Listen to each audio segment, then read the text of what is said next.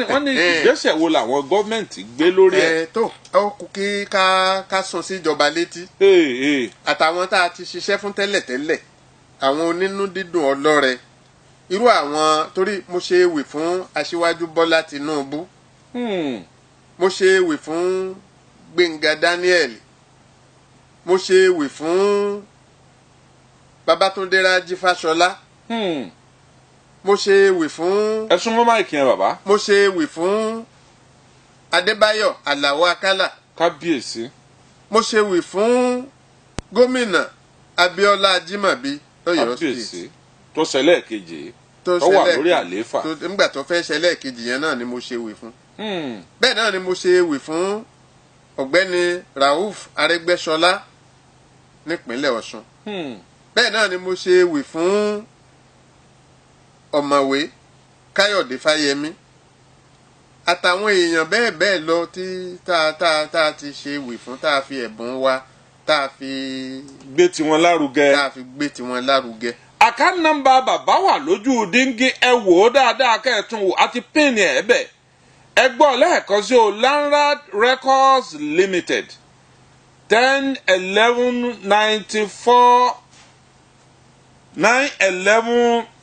9/11/94 8680 Zenith Bank òun ní àkáǹtì nọ́mbà tí bàbá fún wa ibẹ̀ ni ẹ máa rọ̀jò owó sí gbogbo owó tẹ́ ẹ bá fẹ́ fún bàbá 7 million ní bàbá ní èdè tí wọ́n ní wọ́n mú wá ní India tí wọ́n fi tọ́jú ojú ṣùgbọ́n ẹ mọ́ gbàgbé pé bí bàbá bá dé náà kankan náà ni bàbá ó máa fi pa wọ́dà tí wọ́n fi máa jẹun o Ọlọ́run ní jẹ́ bàbá ó ṣàgbé kẹ́yìn ayé wọn àwa la fọ́ọ̀sì bàbá láti lé o ẹ mọ́ sì mí gbọ́ o àwa la ní bàbá àìdákẹ́ kú ẹ mọ́ dákẹ́ ẹ mọ́ wo kínní ìran ojú ò ṣe é fún táìmù báyìí bẹ́ẹ̀ ṣe wò lálákọ̀ọ́kọ́ náà nu tó fi kọjá oṣù mẹ́ta ó tún ní gbèdéke ìgbà wọn fún wọn ní India ní ìsìn tí yóò fi ṣeé ṣe ẹ wá dákun ọ̀rọ̀ bàbá yìí láti gbọ́ yìí ẹ̀yin náà ẹja gbẹ̀gbẹ̀sẹ̀ bí o bá lówó lónìí ìrànlọ́wọ́ tó lè ṣe fún bàbá yìí ni kó o ṣíà prógráàmù yìí fún ó kéré pin 50 èèyàn kó o invite more than 50 ọ̀rẹ́ rẹ kí wọ́n rí ààrẹ ni tí ó nírànlọ́wọ́ ń bẹ̀ ìwọ náà ó ní ládàá nínú àwọn ọ̀rẹ́ rẹ tí ó bá fún bàbá lówó ojú ò ní rí lédè yín o lágbára Ọlọ́run lágbára Olódùmarè ẹ̀yin ẹ kéré ọjà délé o àtakọ àtọmọ àti bàbá lẹ́rùn bẹ̀ẹ́nú àwòtán ganan Daniel Oyewole ní I just send 10,000 naira to you now wọn ló ti wọlé fáwọn ti send 10,000 sí báyìí ẹ̀yin let him contact Tinubu Babatunde Daniel Oyewole wọn làwọn ti send 10,000 naira sí yín ó ti wà nú àkáǹtì yín àwọn èèyàn ó bẹ̀rẹ̀ sí ní send owó sí yín Absalam Agoro olóhùn á send 20,000 sínsìn Absalam Agoro olóhùn máa send 20,000 sínsìn Túndé Ayọ̀ olóhùn ti get account number yín kó wọn àfọwọ́ sínsìn Ọláyínká Jimba olóhùn send account number olóhùn send 100,000 sí yín sínsìn olóhùn ti wọnú àkáǹtì yín kẹ́ lọ wò.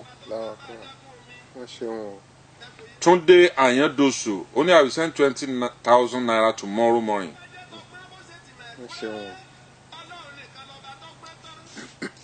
I will send my money tomorrow morning. Another person. Ẹnìkan ló ti send 20,000 naira sí.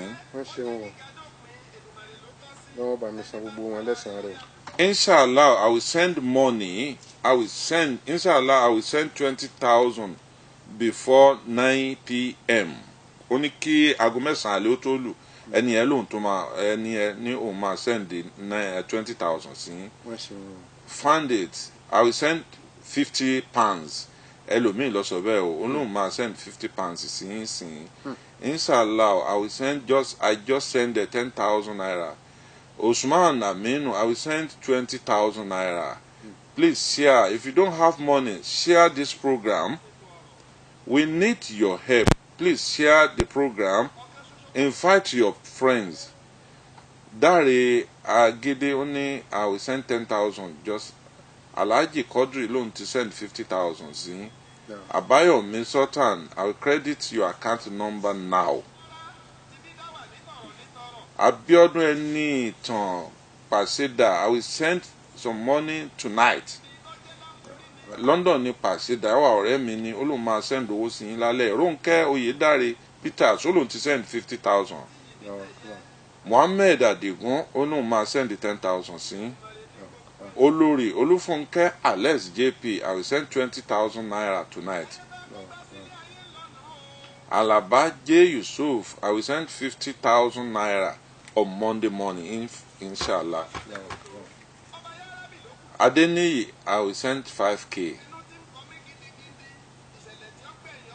Adeojo Aderemi, next week I will send. Fatomi Manchester, láti Manchester, Olóhùn máa fún yín 10,000 sí. I just send undisclosed amount which you will see in your account now. Oladayo Clement. Ọmọ Aremu Arilesere, please. Not late. Before it's not late. I think it's not late before Saturday or Sunday. No. It's not late. It's not late. I'll send him money after works. I'm in office. Olaitan Adebayo, I will send 10,000 naira now.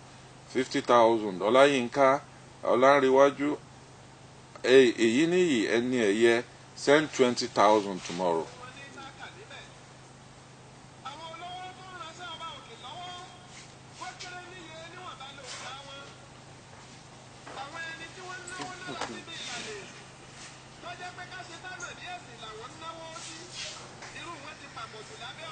Jadesola Olóhùn ṣẹ̀ṣẹ̀ send 10,000 sínú àkáǹtì nsìn.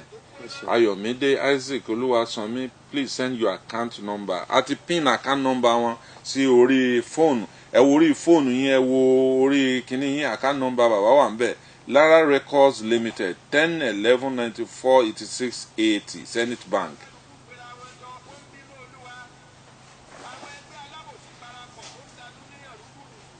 Kudiratu Abolanle, only may God bless Baba. Olaitan, please, account number is on the phone. Check is pinned already. Landlord Records Limited 10-11-94-86-80.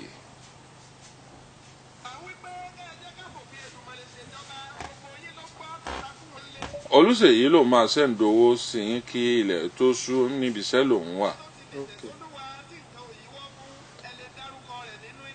Ẹ máa share tẹ́ ẹ bá ní owó tẹ́ ẹ lè send. Ẹ invite àwọn ọ̀rẹ́ yín, ẹ share ẹ̀, Ọlọ́run ó fún yín ládá. Akínmúyìgbé Olúwaṣeun, I will send money by next week, inshallah. Bọ́láńlé Adélékè will send money tomorrow by God's grace. Olúfúnmi, just credit your account now.